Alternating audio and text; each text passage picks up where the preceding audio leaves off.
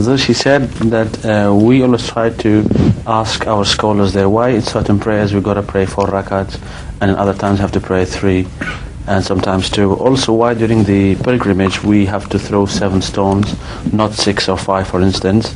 And the answer given by the scholar said if we will tell you for instance to throw 6 not 7, you will ask another question why not 8 and so on and so forth. Therefore here we put a full stop and stop you from asking those kinds of questions. She wants to know, but they should give some yes example, yeah. of how would they answer this question. The answer they gave they don't give any answer on the plea that if we answer why 7, then instead of 7, if there are 6, you should ask the same question, then we have to answer again.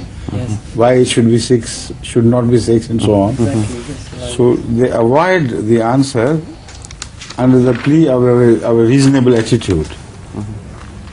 And the reasonable attitude they display is only an admission of ignorance. We don't know. Exactly, it's true, they do not know. But the questioners ask them to enlighten them as to the possible wisdom underlying these teachings. And those who require this from their ulama are fully justified, because the Holy Quran speaks of its teachings not bereft of wisdom, but it speaks of its teaching with underlying wisdom beneath it, which also has to be explained. Because in Surah Jummah, in the beginning we read, وَيُعَلِّمُهُمُ الْكِتَابَ وَالْحِكْمَةَ إِنْ كَانُوا مِنْ قَبْلُ لَفِي ضَلَالٍ مُبِينٍ. The Holy Prophet did not only teach the book, which the ulama do, but also al-hikmah. So if the Muslims turn to the question of hikmah, what is the hikmah, at least they should try to find out some and satisfy the query. Backwards, your question regarding the 7 stones or pebbles to be thrown at the Satans was already asked yesterday and answered by me. Which are the 7 doors to hell? Was the question. Was it raised by you or somebody else? You did. Aisha did. What are the 7 doors to hell? So Satan enters through those 7 doors. And you pelt all the seven openings which are, occupied by Satan, which are commanded by Satan. So they have to be 7 stones. Each stone for the wrong employment of your senses, your mind, and your heart. As far as the number 4 is concerned, 4 are first of all, the wings of the angels described in the book are 4 here on this earth. But they will become 8 in the hereafter.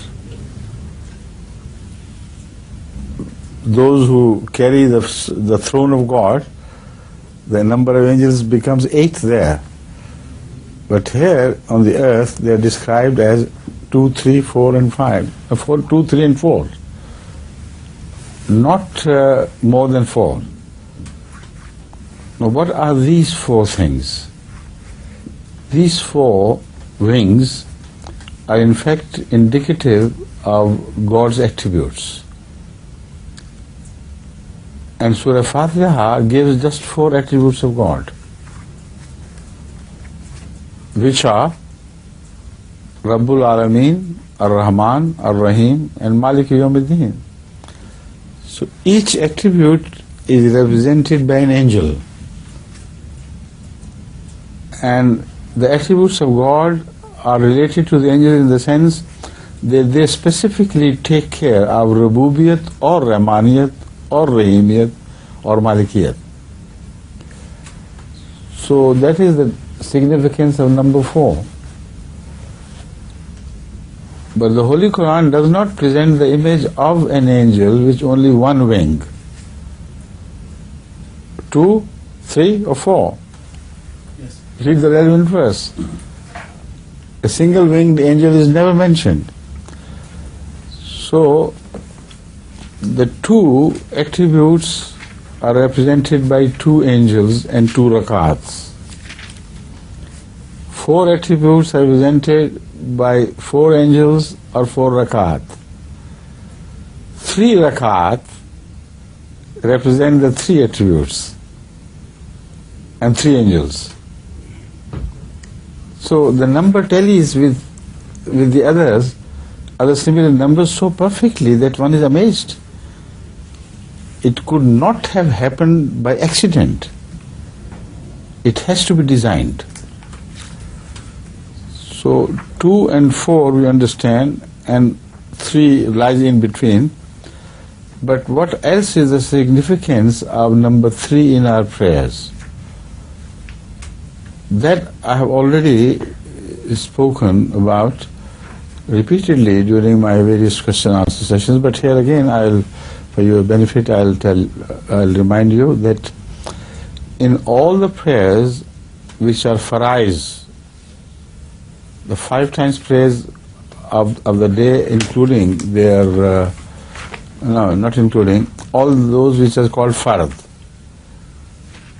there is just one namaz which does not have even number but has an odd number, which is Maghrib, right?